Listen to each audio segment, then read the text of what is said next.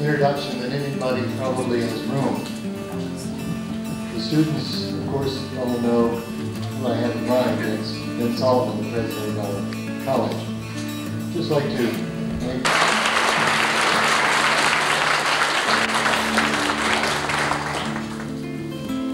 thank you, Chairman Croom. Ladies and gentlemen, distinguished guests, colleagues, members of the class of 1988, friends and relatives of the graduates. Welcome to these 1988 commencement exercises. I extend my congratulations and best wishes to all of the graduates. You've worked long and hard to achieve the honors which will be bestowed upon you today. Now, for this day at least, you can relax, accept the praise of your family and friends, and enjoy the festivities. I've been privileged to participate in 17 graduating ceremonies at Sierra Nevada College. Each year, these ceremonies have grown. There were 4 students in the first class. And with this growth, some fine traditions have evolved. Every year, Dr. Gilbert Ralston, one of our founders, has delivered an interesting and inspiring address on the history of Sierra Nevada College and on how a graduate is expected to behave in the afterlife.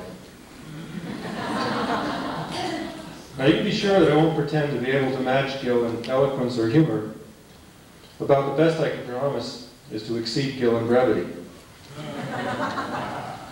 While we are on one of my favorite subjects, I should point out that when Gil Ralston was involved in the founding of Sierra Nevada College in 1969, he did so with the academic credentials of an AA degree from Pasadena City College. Gil went on to receive a bachelor's degree from Sierra Nevada College in 1973, and in 1987, he became the second graduate of this college to receive an earned doctorate from an accredited institution. When I asked Gil to lead the academic procession today, he replied with his usual modesty, "I think I'm qualified to do that. I've just finished my second doctorate and I'm working on my third." Gil Ralston.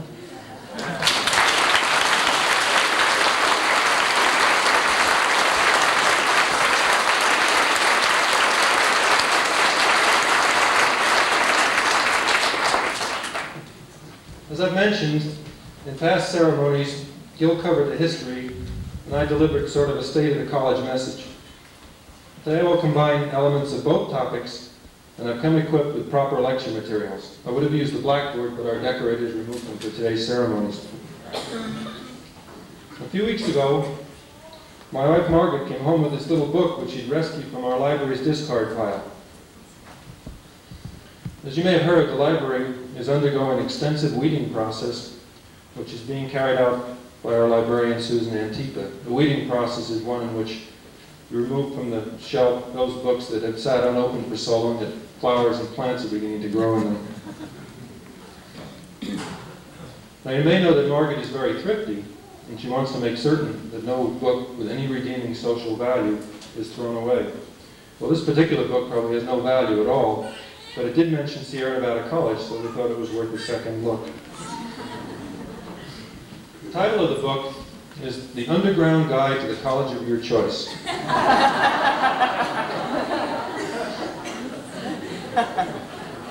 It was the result of research done on American colleges and institutions in 1969 and 70 and published in 1971. In a section on Nevada, 2 schools are mentioned, Sierra Nevada College and University of Nevada, Reno. The author, Susan Berman, visited the campus just a few weeks before I arrived on the scene. What she found were 50 students, 3 cabins on a quarter-acre of land, a handful of largely volunteer teachers, tuition of $1,500 a year, and a physical environment which really caught her attention, just as it did John Muir's nearly a century before. She noted further that the majority of students were girls, everyone skied, and that most students studied business or the arts. The president referred to the school as a capitalistic commune.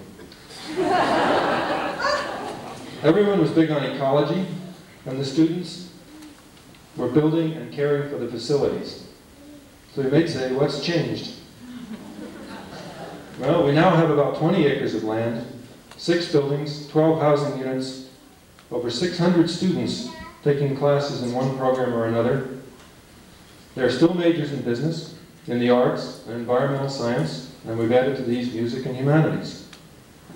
Even the tuition has hardly gone up in terms of real dollars, being $3,100 in 1987. What has changed is exemplified by another guide. This 1988 publication is called the U.S. News Guide to the Best Colleges in America. This one.